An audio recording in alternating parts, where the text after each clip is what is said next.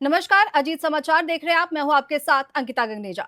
शुरुआत करते हैं आज की परिचर्चा की। आज की परिचर्चा में हमारे साथ मौजूद है हमारे वरिष्ठ पत्रकार विकास सचदेवा जी। बहुत बहुत स्वागत है बहुत विकास जी बहुत आपका। धन्यवाद जी।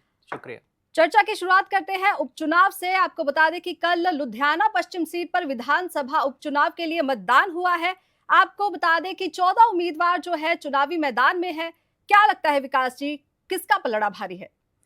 देखिए अंकिता जी की 14 जो उम्मीदवार हैं वो मैदान में तो हैं, जी लेकिन जो टक्कर हम कहें जो मुख्य रूप से टक्कर है जी वो 4 कैंडिडेट्स में है, 4 उम्मीदवारों में है। और वो 4 उम्मीदवार हैं, एक तो भारतीय जनता पार्टी के जीवन गुप्ता हैं, जी श्रोमणी अकाली दल बादल के परोपकार सिंह घुम्मन हैं। जी उसके अलावा कांग्रेस के नेता हैं भारत भूषण आशू, और आम आदमी पार्टी के जो नेता हैं, उम्मीदवार हैं, वो हैं संजीव अरोड़ा।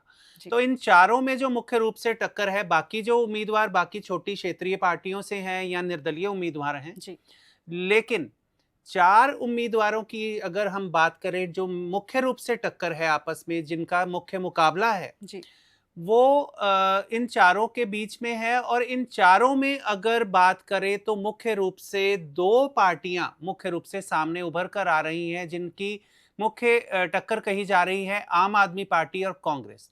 तो जी आम आदमी पार्टी के जो संजीव अरोड़ा हैं, जी वो पहले राज्यसभा के सदस्य रहे हैं, जी एमपी रहे हैं, और वहां से उन्होंने त्यागपत्र देकर, ये पहली बार है कि उन्होंने एमएलए का जो चुनाव है वो लड़ा है। जी उसके अलावा अगर कांग्रेस के उम्मीदवार भारत भूषण आशू की बात करें, तो भारत भूषण आशू जो हैं वो पश्चिम लुधियाना पश्चिम क्षेत्र से ही, विधानसभा क्षेत्र से ही 2 बार विधायक रह चुके हैं, एमएलए रह चुके हैं।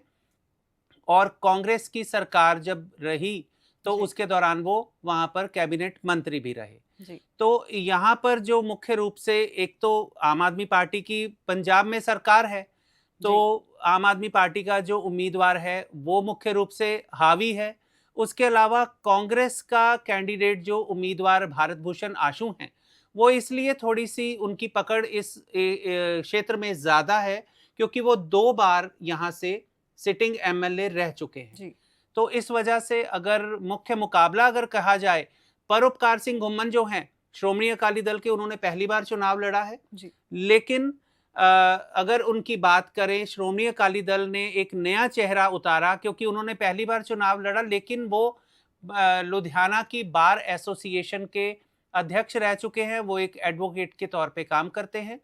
और भारतीय जनता पार्टी के जो जीवन गुप्ता हैं, वो वहाँ के वरिष्ठ नेता हैं, काफ़ी देर से वो राजनीति में सक्रिय हैं। जी और जो वहाँ से केंद्रीय राज्य मंत्री हैं, राज्यसभा में गए हैं, रवनीत सिंह बिट्टू, जी उनके काफ़ी करीबी समझे जाते हैं। जी तो देखिए, कल अगर मतदान प्रतिशत की बात करें तो 51.33% जो है मतदान हुआ है। जी। आपको क्या लगता है कि ये मतदान प्रतिशत जो है कहीं ना कहीं कम है या ठीक चल रहा है? मतदान प्रतिशत देखिए कि उम्मीद से काफ़ी कम रहा, जी जबकि शुरुआती तौर पर रुझान आने शुरू हुए, जो प्रतिशत सामने आया, तो उस वक़्त तो 11 बजे तक हम कहें तो 11 बजे तक का जो रुझान था वो केवल 8% मतदान ही हुआ था।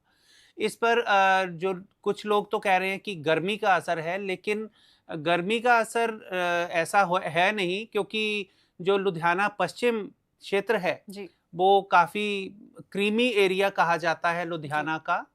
तो एलीट क्लास वहाँ पर हम कहते हैं कि रहते हैं, तो वो समझदार लोग हैं, उनको इस बात का समझ है, इस बात की कि अपने अधिकार का, चुनाव के अधिकार का जो है, जी मताधिकार का, वो प्रयोग करना है। जी जो कम प्रतिशत हुई है इस बार, जो मतदान कम हुआ है 51% अगर हम जी कहें, तो इसमें ये कह सकते हैं कि ये सरकार के खिलाफ जा सकती है जी बात। जी क्योंकि सरकार से अगर वोटर नाराज है तो वो कम निकलता है, वो मतदान के लिए कम टर्न आउट होता है। जी और इसके अलावा एक एंटी इनकम्बेंसी फैक्टर भी रहता है। एंटी इनकम्बेंसी फैक्टर की वजह से ही जो मतदान है वो कम रहता है। तो जी शुरुआती तौर पर जब रुझान कम हुआ तो उस वक्त तो यही कहा जा रहा था कि पता नहीं 50% भी टोटल मतदान हो पाएगा या नहीं। लेकिन पिछली बार के मुकाबले, जब पिछली बार लुधियाना पश्चिम का एमएलए का चुनाव हुआ था, जी। तो पिछले विधानसभा चुनाव के मुकाबले इस बार जो 13% कम मतदान हुआ, जी। जो कि अपने आप में काफ़ी कम है। और कम रहने की जो वजह है वो हम ये समझते हैं कि हो सकता है कि इसमें एंटी इनकम्बेंसी फैक्टर सामने आए। जी। देखिए, सभी उम्मीदवार जो हैं, सभी प्रत्याशी जो हैं, जीत का दावा कर रहे हैं। आपको क्या लगता है कि कौन-सी पार्टी या कौन-सा उम्मीदवार है जो जीत की ओर अग्रसर है? देखिए, जैसे कि मैंने आपको पहले बताया कि मुख्य रूप से 14 उम्मीदवारों में से मुख्य रूप से 4 उम्मीदवार हैं जिनमें जी, मुख्य टक्कर है। बिल्कुल। और जो कड़ी टक्कर है वो है कांग्रेस के प्रत्याशी भारत भूषण आशु और आम आदमी पार्टी के प्रत्याशी जो हैं संजीव अरोड़ा, उनके जी, मध्य है। जी, तो भारत भूषण आशु और संजीव अरोड़ा, उन दोनों की जो टक्कर है जी, वो सिर्फ इसी वजह से मुख्य रूप से हम कड़ी टक्कर कह सकते हैं कि आम आदमी पार्टी इस वक्त पंजाब में सत्ता में है जी, और कांग्रेस के जो उम्मीदवार हैं वो 2 बार वहां से विधानसभा के सदस्य रह चुके हैं, विधायक रह चुके हैं। और खासकर भारतीय जनता पार्टी और अगर श्रोमणी अकाली दल बादल की बात करें तो राजनीतिक तौर पर इस वक्त उनकी स्थिति पंजाब में कोई बहुत अच्छी मजबूत स्थिति में नहीं है। जी, इस वजह से जो मुख्य टक्कर है वो आम आदमी पार्टी और कांग्रेस में है। और इन दोनों में से अगर कोई जीतता है तो वो तो एक आम बात होगी। लेकिन जी, इसके अलावा भारतीय जी, जनता पार्टी और श्रोमणी अकाली दल के उम्मीदवार अगर ये सीट जीत जाते हैं जी, तो वह उसको हम एक इतिहास कह सकते हैं। जी। आपको क्या लगता है कि किन मुद्दों को लेकर जनता ने वोट किया होगा और किन मुद्दों पर जो पार्टियां हैं, उन्होंने अपना प्रचार-प्रसार किया है? कौन से मुख्य मुद्दे रहे होंगे जिनको देखते हुए लोगों ने वोट डाली है? अंकिता जी, ऐसे है कि लुधियाना पश्चिम का जो मैंने पहले भी अभी आपको बताया कि वो क्रीमी एरिया है। जी, वहाँ पर कोई सड़कों की, नालियों की, गलियों की, स्ट्रीट लाइट्स की ये प्रॉब्लम्स नहीं है, ये जी, समस्याएं नहीं हैं। जी, और लोग इन समस्याओं के लिए ज़्यादा चिंतित भी नहीं होते, ना ही ज़्यादा वो उसकी शिकायत करते हैं। बिल्कुल। लेकिन अगर देखा जाए तो किसी की कोई प्रॉब्लम है, किसी के जहाँ पे किसी ने सुबह की सैर करने जाना है, पार्क ठीक नहीं है, कि कहीं पे कोई सड़क उखड़ी हुई है तो जी, उसको पैच वर्क लगा दिया गया।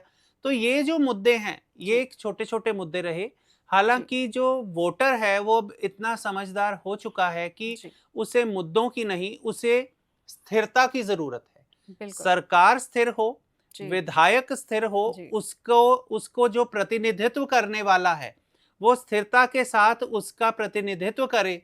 जी, ये सबसे बड़ा मुद्दा इस वक्त जनता के मध्य में है। जी।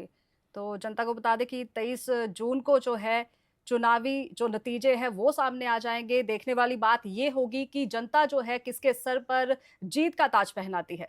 चर्चा में आगे जी। बढ़ते हैं और बात करते हैं अंतर्राष्ट्रीय योग दिवस की। आपको बता दें कि कल देश भर में अंतर्राष्ट्रीय योग दिवस मनाया जाना है। योगाभ्यास जो है, हर जगह पर चल रहा है। योग को आप अपने जीवन में क्या महत्व रखते हैं सर? योग जैसे देखिए, एक तो हम कहते हैं कि योग भगाए रोग। बिल्कुल। योग एक वो चीज़ है, जी, हम आम तौर पर कहीं पर बस में, ट्रेन में बैठे हुए हैं, हमें सर्वाइकल की कोई प्रॉब्लम हो जाती जी, है, हम गर्दन को ऐसे घुमाते हैं, जी, किसी भी तरीके से, या कंधों को थोड़ा-सा जकड़न महसूस होती है, तो कंधों को थोड़ा-सा हिला लेते हैं। जी, अगर तो हम उसको इसी तरीके से करते रहते हैं, तो वो एक सिंपल एक्सरसाइज़ है। जी, लेकिन अगर हम उसी एक्सरसाइज़ के दौरान उसका नियंत्रण अपनी सांस के हिसाब से, अपनी अंदरूनी बॉडी के हिसाब से उसको जी, नियंत्रित करते हैं, तो वो योग बन जाता है। जी, जो योग है, वो हमारे अंदरूनी शरीर को जी, और बाहरी शरीर को, जी। दोनों को स्वस्थ बनाता है, दोनों को एक तरह से तंदुरुस्त करता है। बिल्कुल।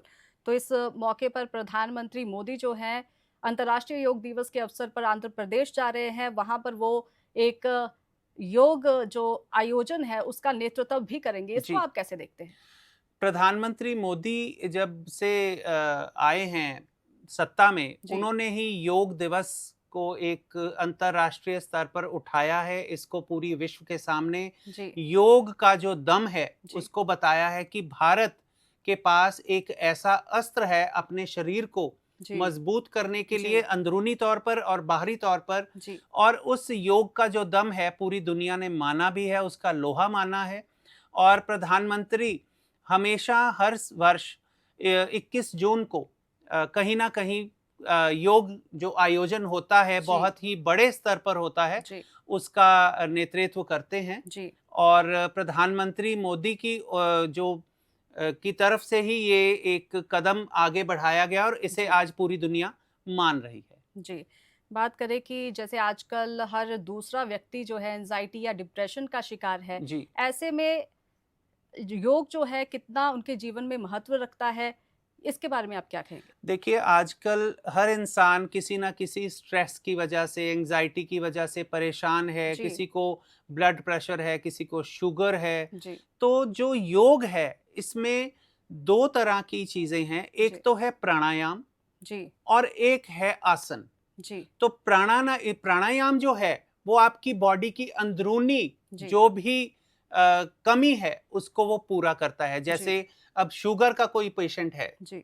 या जिसको हाइपरटेंशन है, ब्लड प्रेशर की जी। प्रॉब्लम है, वो अगर प्राणायाम करेगा तो उसको उसका फ़ायदा मिलेगा। जी। अगर बाई चांस आप सारा दिन, जैसे आप ऑफ़िस में बैठे हुए हैं, जी। आपको कमर में दर्द हो गया, आपके कंधे जकड़ गए, जी। जी। आपको चक्कर आने शुरू हो गए, इस तरह की अगर आपकी कोई प्रॉब्लम है, या आप सीढ़ियाँ चढ़ते हैं तो आपके घुटनों में दर्द होता है, तो उसके लिए अलग-अलग आसन हैं। जी। वो आसन करने से जो जितनी भी ये सारी क्रियाएँ आप करते हैं, जी। योग के माध्यम से, ये सारी क्रियाओं से आप इस पर निर्भर होते हैं और साथ ही आपकी वो सारी जो प्रॉब्लम्स हैं, जो समस्याएँ हैं, वो उसका निदान हो जाता है। जी। आजकल के युवाओं को आप क्या संदेश देना चाहेंगे कि वो ज़्यादा से ज़्यादा योग की तरफ प्रभावित हो, उसके महत्व को समझें? देखिए, सबसे ज़रूरी चीज़ है अपने शरीर को थोड़ा-सा समय देना। जी। हम हर काम को समय देते हैं, अपनी पढ़ाई को समय देते हैं, जी। अपने अपने ऑफ़िस के काम को समय देते हैं, सबसे ज़्यादा समय हम मोबाइल को देते हैं, जी। लेकिन अपने शरीर की तरफ हमारा बिल्कुल ध्यान नहीं है, ख़ासकर आजकल की जो युवा पीढ़ी है। तो जी। युवा पीढ़ी को चाहिए कि अपनी शरीर को स्वस्थ रखने के लिए वो योग करें, एक्सरसाइज़ करें जी। और ज़्यादा से ज़्यादा कोशिश करें कि अर्ली मॉर्निंग सुबह 5 बजे या 6 बजे उठकर योग किया जाए, जी। तो वो स्वास्थ्य के लिए बहुत ज़्यादा लाभदायक रहता है। जी। तो आज की चर्चा हमारी यहीं पर समाप्त होती है। हमारे साथ बने रहने के लिए बहुत-बहुत शुक्रिया विकास जी। बहुत-बहुत और शुक्रिया। देश और दुनिया की तमाम खबरों के लिए आप देखते रहिए अजीत समाचार।